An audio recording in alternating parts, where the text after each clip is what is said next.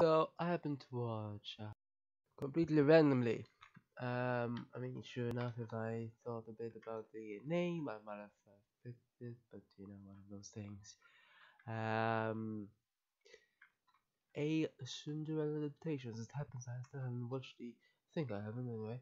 Yeah, Disney version. I think I watched bits and pieces here and there. So for some reason, I just didn't somehow watch it so far. I have watched a couple of live action adaptations, I think, and this is one included. Yeah. So I watch a adaptation that's 30 years old now. I just never heard of it before. Why would I? And yeah, it stars this. I did watch her claim to fame per se. Yeah. She's called Jennifer Grey. Yeah. Apparently, I watched her before originally in Ferris Bueller, which was actually a an earlier movie. I just don't remember her much. I don't think she was. I think that was more of an ensemble cast thing. So I suppose I didn't focus on any single one of them. But sure enough, when you're like, yeah, when you what you did for protagonist, then I guess one remembers. So I did watch Dirty Dancing some months ago. I think it's been months now. And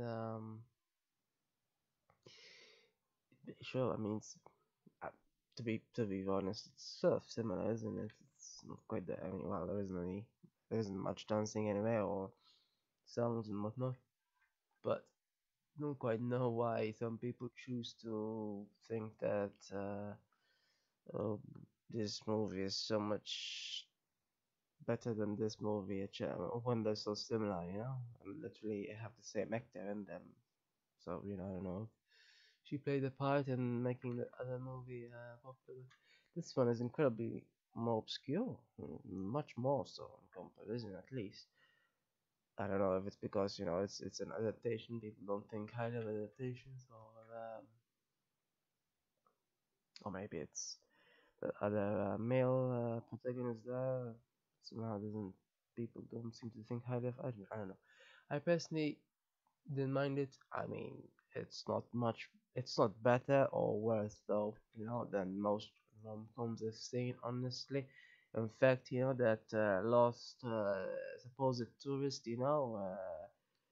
That's metaphor for fairy godmother is the best thing about it. I think it's normally available in most rom-coms, so I suppose it makes it slightly better.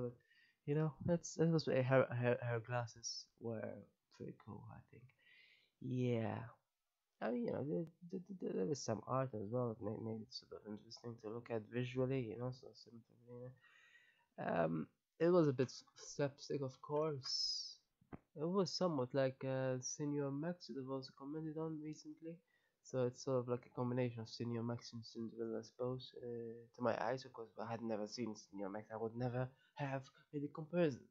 But he also made this comedic vehicle with regards to changing clothes and such. But that was more about classes.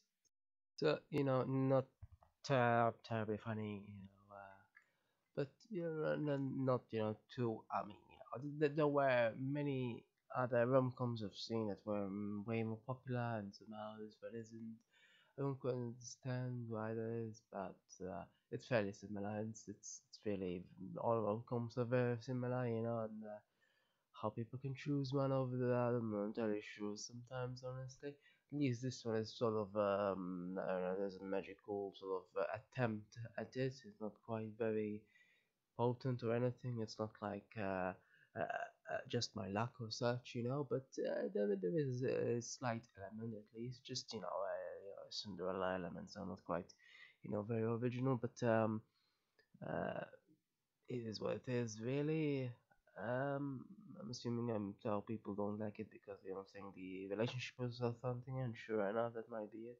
I'm not quite looking for the relationship personally. I'm looking more for a comedy. There isn't much comedy either, but there was, these slight bits. It's quite similar to most rom-coms, so in that sense, I'm not usually incredibly impressed with rom-coms, but so it's kind of a similar sort of thing, in my opinion.